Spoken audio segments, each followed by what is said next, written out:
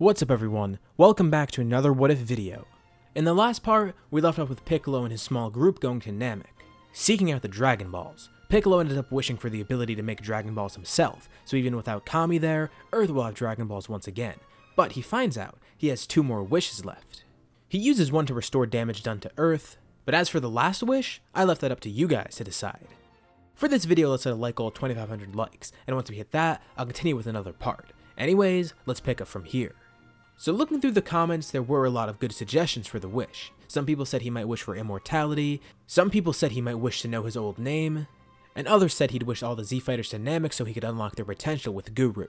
There were many different suggestions, but one stood out to me. There were a few comments asking for this, and I feel like this would be the most Piccolo-like wish, and the most beneficial one. Piccolo is going to ask for knowledge. He wants to have access to all prior Namekian knowledge. Anything to do about the Dragon Balls, his planet, himself, anything involving Namek. Pretty much anything that any Namekian has ever known in history. It may seem like an odd wish on the surface, but you gotta realize how beneficial this is. First of all, yes, this would allow him to know his true identity. As he is the nameless Namekian once more, he now wants to know his name. And by having all this knowledge now, this wish would allow him to know that. Although I don't really have the slightest idea of what his original name would be, so we're just gonna keep calling him Piccolo. He might prefer to go by that anyways. But from this wish he learns a lot more. He learns about Guru's powers and what he could do. He learns about himself and his heritage. He's able to learn how to grow much stronger as a Namekian, the right ways to train, and how to be a good guardian. And now that he has the ability to make the Dragon Balls, he now knows how to empower them too, making them more potent. But possibly the biggest thing to come out of this, he'd probably know about the Namekian Book of Legends and the things inside of it, including any of the myths inside of it, the legends, the things about gods that they know. There's so much valuable information there. It could help him defend Earth, grow stronger, and help his friends grow stronger. He knows so much now, everything that the Namekians have ever known. Those watching are amazed to see this, with the Guru himself actually being impressed too.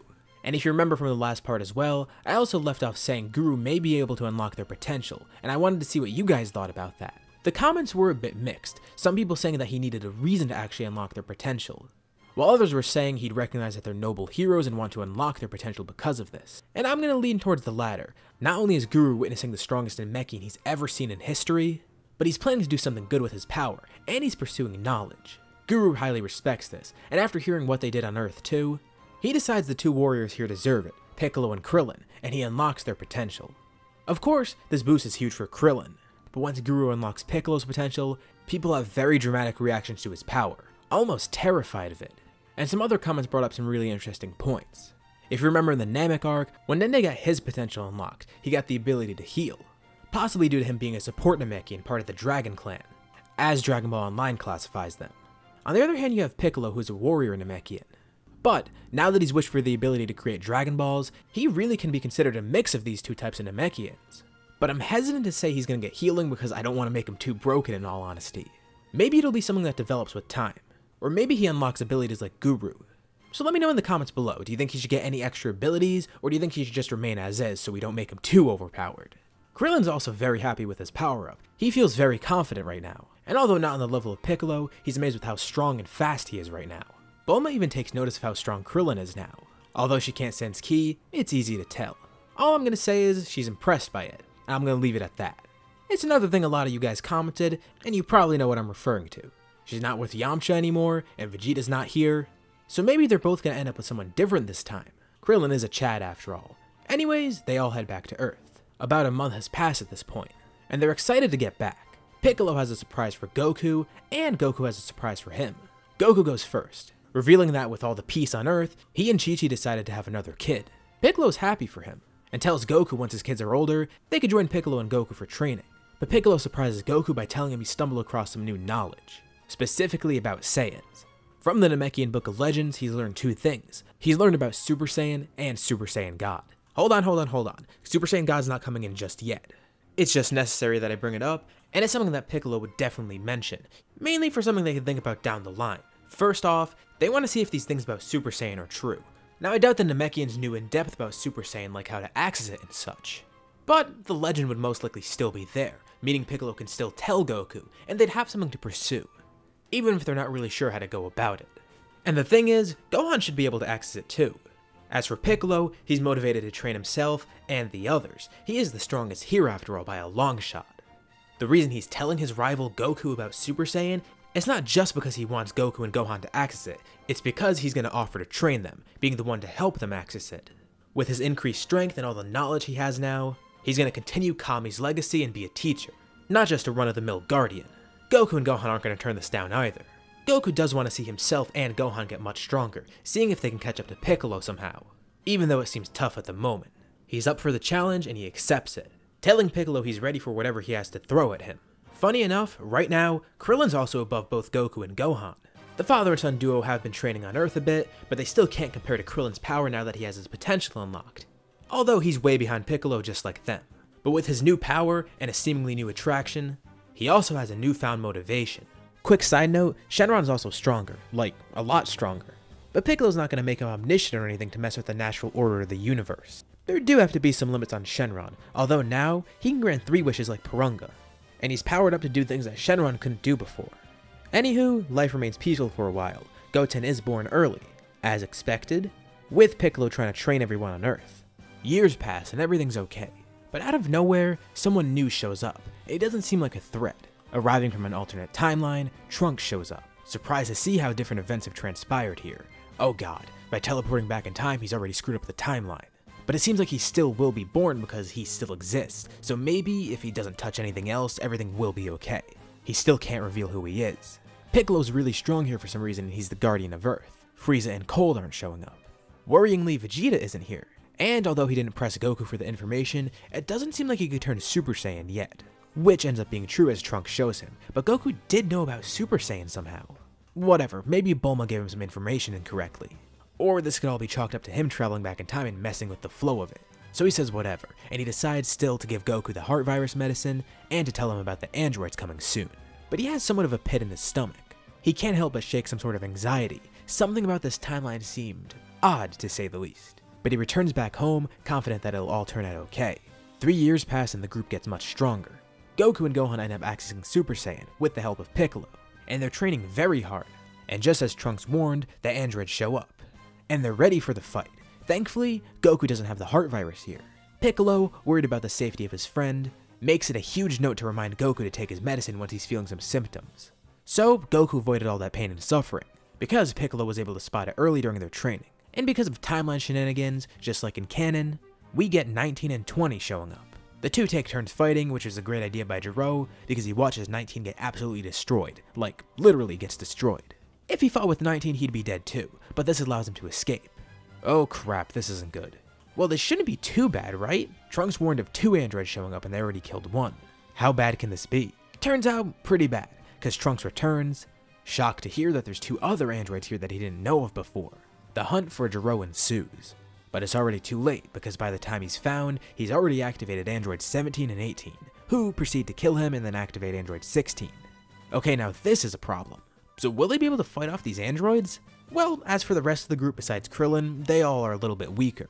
And at best, Krillin's probably only around the same strength he normally was, so he's not really going to be doing anything here. But what about Piccolo's strength? Is he weaker, stronger, the same level?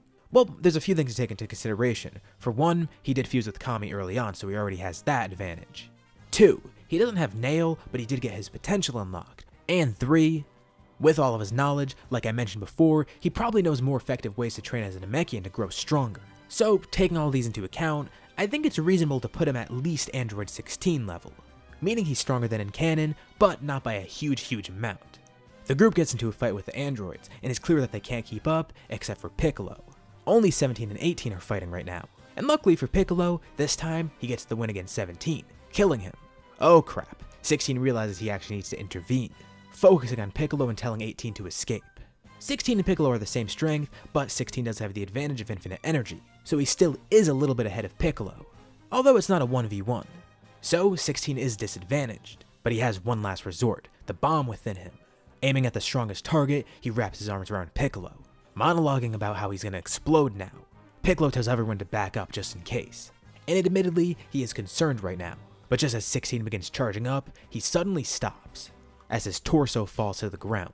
While grabbed by 16, in his fingers, Piccolo charges tiny Kienzan, something he picked up from Krillin, and was able to launch it upwards through 16. With how strong Piccolo is and with how powerful this technique is, it works. 16 is sliced in half, although still alive. as Piccolo quickly jumps far back, launching one last attack in case 16 is about to explode still. That was really close, a little bit too close for comfort. But there's still one issue. Android 18 is out there somewhere. But the thing is, she's alone, and Piccolo should be enough to defeat her. Trunks is amazed. He knew Piccolo was strong, but not this strong. He's already come to the realization by now that this is a separate timeline. But what makes Piccolo so strong in this timeline? What changed? Trunks is left to ponder that. He'll find out later once they defeat 18. You know, maybe Trunks can bring Piccolo back to his timeline briefly, and he can kill the androids there. He's pretty happy right now. All seems to be going well. It's kinda hard to track down 18 though, because they can't sense her ki. But unluckily for them, someone's been watching their fight. And they're already on the hunt for 18. Days pass and they can't find the android anywhere. But they suddenly sense a huge spike in ki out of nowhere, and the ki feels oddly and scarily familiar. They run over and find Android 18 being attacked by something, and she's caught up in some sort of tail that this guy has.